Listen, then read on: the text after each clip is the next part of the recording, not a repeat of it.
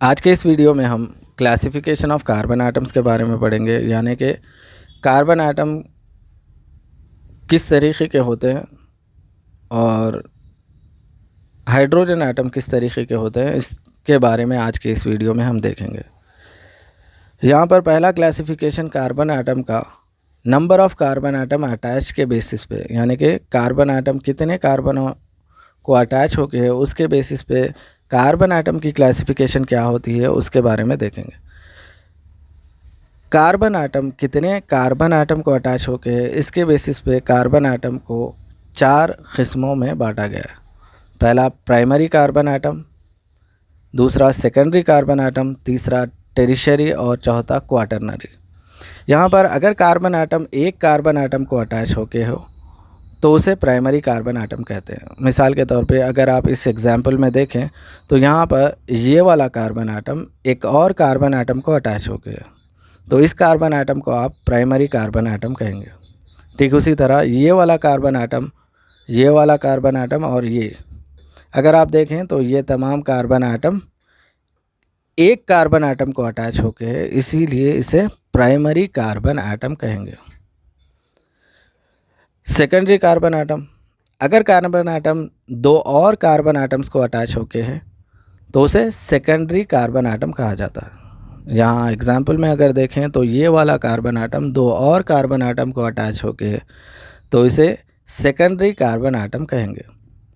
ठीक उसी तरह टेरिशरी कार्बन आटम, यानी कि 3 और कार्बन आटम को अटैच होकर रहना।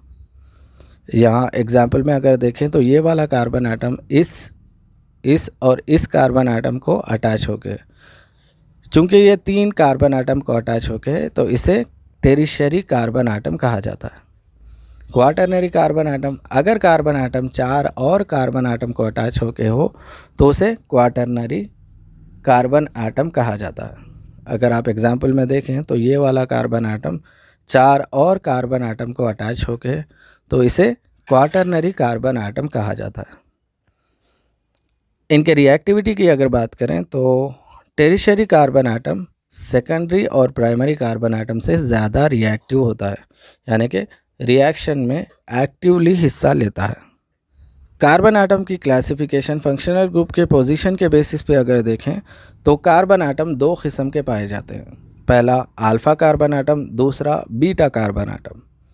अगर कोई कार्बन आटम फंक्शनल ग्रुप को अटैच होकर, मिसाल के तौर पे इस एग्जाम्पल में अगर देखें तो क्लोरीन को अटैच होकर ये कार्बन आटम है, तो ऐसे कार्बन आटम जो फंक्शनल ग्रुप को अटैच होके होते हैं उन्हें अल्फ़ा कार्बन आटम कहा जाता है, और कार्बन आटम जो अल्फ़ा कार्बन आटम को अटैच होके होते हैं उन्हें बीटा कार्बन आटम कहा जाता है।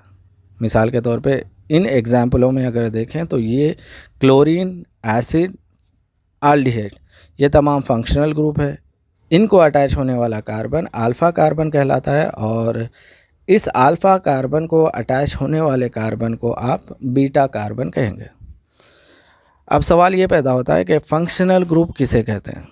ऐसा एटम या फिर ऐसे एटम्स का ग्रुप जो केमिकल प्रॉपर्टीज़ की वजह बनता है किसी भी मॉलिक्यूल के, उसे फंक्शनल ग्रुप कहा जाता है। याद रखें, डबल बॉन्ड और ट्रिपल बॉन्ड भी फंक्शनल ग्रुप के अंडर आते हैं।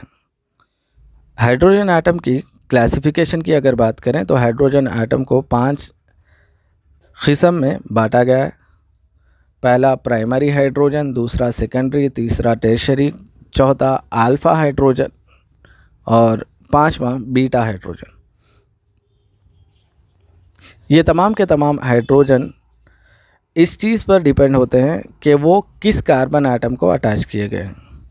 अगर कोई हाइड्रोजन प्राइमरी कार्बन को अटैच होके हो तो उसे प्राइमरी हाइड्रोजन कहते हैं, और सेकेंडरी कार्बन को अटैच होकर हो तो वो सेकेंडरी हाइड्रोजन कहलाता है, और टेरिशरी कार्बन को अटैच हो तो वो टेरिशरी हाइड्रोजन कहलाता है।